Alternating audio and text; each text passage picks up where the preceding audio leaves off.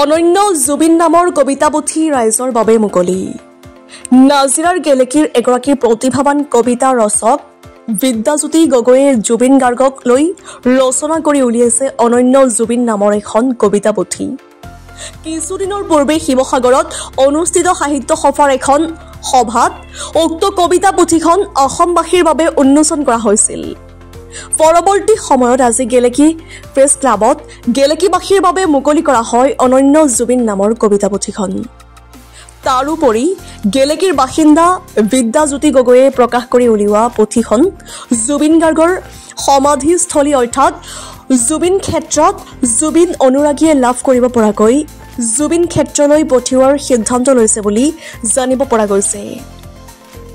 বিদ্যাজ্যোতি গগৈয়ে প্ৰকাশ কৰি উলিওৱা কবিতা পুথিখন এতিয়া ৰাইজৰ মাজত সমাদৰ লাভ কৰিবলৈ সক্ষম হৈছে।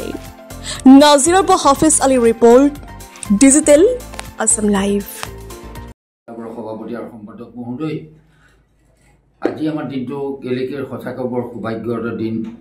বিদ্যাজ্যোতি গগৈয়ে আজি যিটো জুবিন অন্যান্য বুলি যিটো লিখিলে কবিতা পুথিকেইটা থোৰতে আমি যি অকণমান চাবলৈ পালোঁ, চাই যিমান সুন্দৰ, ইমান কম সময়ৰ ভিতৰত ইমান কৃতিখিনি কবিতা লিখাটো ইও এক অনন্য। কোনোবা এটা বা দুটা কোনোবাই লিখাটো ডাঙৰ কথা নহয়, কিন্তু এখন কিতাপ ইমান কম সময়ৰ ভিতৰত বিদ্যাজ্যোতিয়ে এখন ঘৰ চলাই দায়িত্বপূৰ্ণ এগৰাকী মহিলা, তেওঁ যিটো কাম কৰিলে সঁচাকৈ আমাৰ গেলেকীৰ কাৰণে অতি সৌভাগ্য আৰু আমি ভাগ্যৱান বুলি আজি আমি বিদ্যাজ্যোতিক ক'ব বিচাৰোঁ। আৰু ইমান সুন্দৰকৈ কবিতাটো যি থোৰতে মই দুই এটা যি কবিতা চালোঁ, ইয়াত তত্ত্বগধুৰ লিখিছে আৰু তাত গোটেই জুবিনৰ তাৰমানে যেনেকৈ আত্মাৰ সদৌ অসম কি গোটেই বিশ্ব কঁপাই যোৱা এজন জুবিনৰ কবিতাকেইটা সঁচাকৈ আমি মানিব লাগিব। আৰু মই আজি বিদ্যাজ্যোতিক এই নিউজ চেনেলৰ ফালৰ পৰাই বহুত আশীৰ্বাদ জনাইছোঁ।